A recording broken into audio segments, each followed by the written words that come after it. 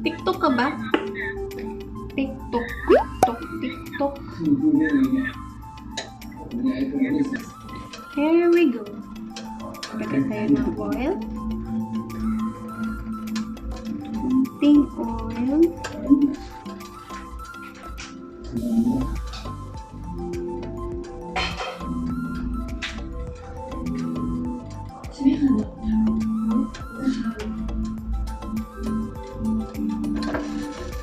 Ayan guys, lagay tayo ng konting oil.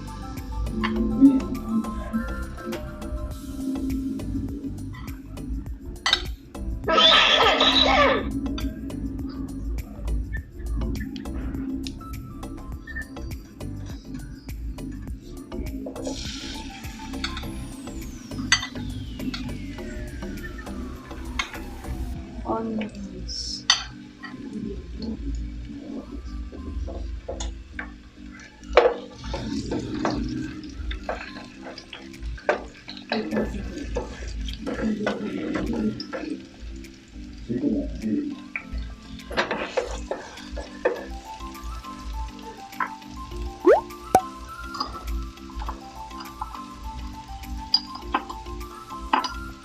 Garlic. Garlic guys. Salang natin ito.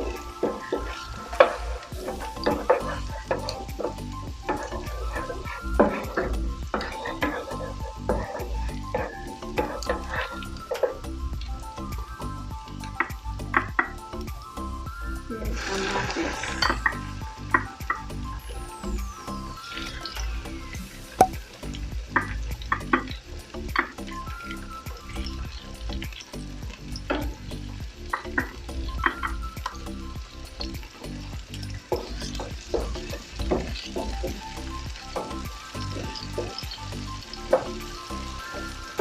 Dito lang natin yung kamatis dyan para makaklito na siya ng kamatis.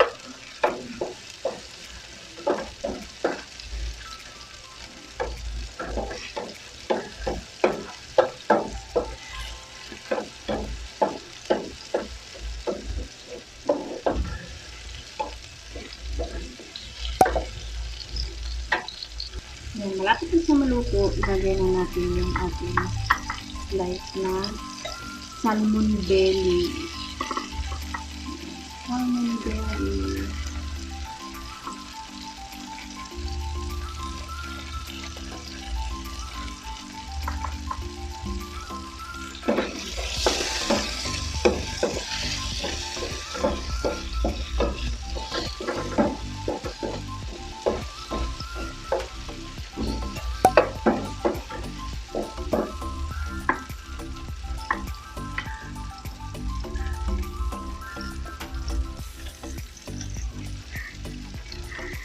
Oyster sauce.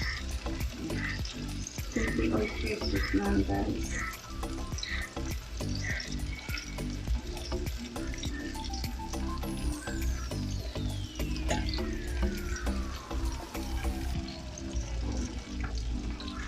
Paminta.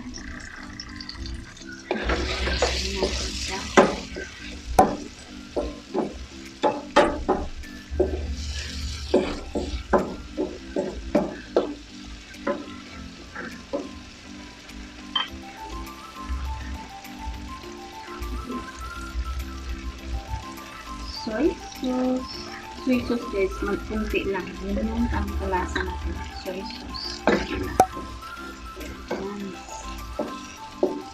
Mix lang natin siya.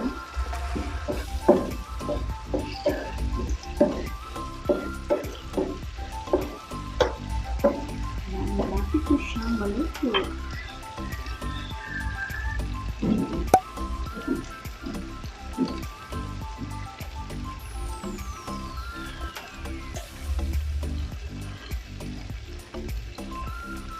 Ready na siya. Lagyan natin ang ating spinach. Spinach na naman tayo guys. Lagyan natin siya dyan para maluto natin ang ating spinach.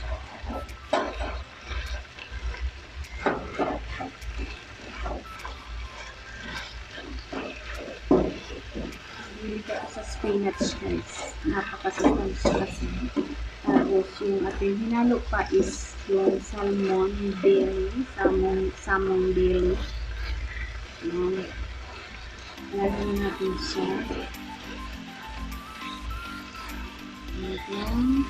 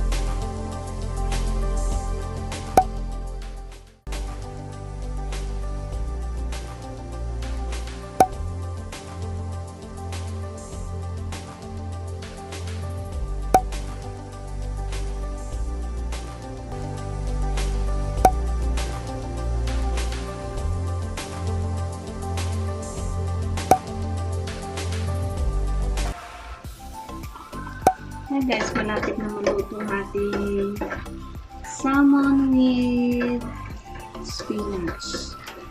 Salmon belly with spinach.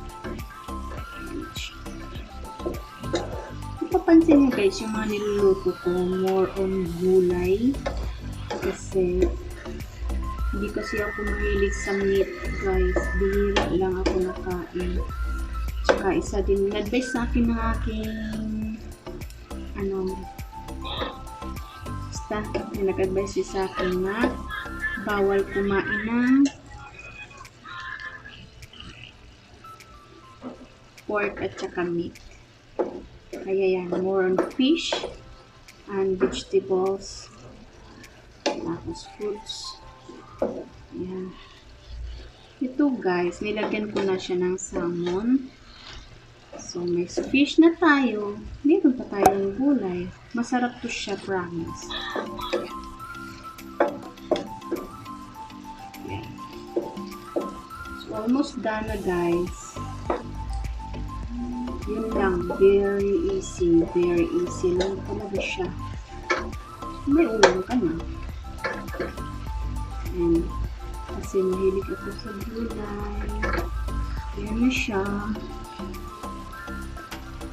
Kunti na lang. Luto na siya guys.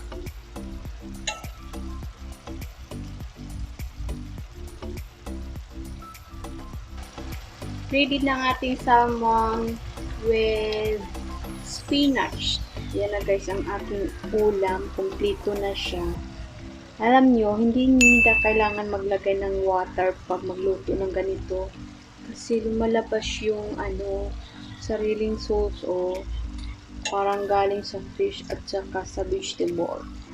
Pero in fairness guys, masarap siya, promise. Kasi yung oyster sauce, isa na siya sa nakapagpabigay ng lasa. Kaya dapat ihalo yung oyster sauce habang ginigisa pa ang fish at saka yung kamatis para manuot ang sarap manuot ang lasa ng oyster sauce doon sa fish. Ayan na siya guys. That's it. Ready na ating ulam. Salmon belly with spinach. That's all for today guys. Thank you for watching. Hope to see you again on my next vlog.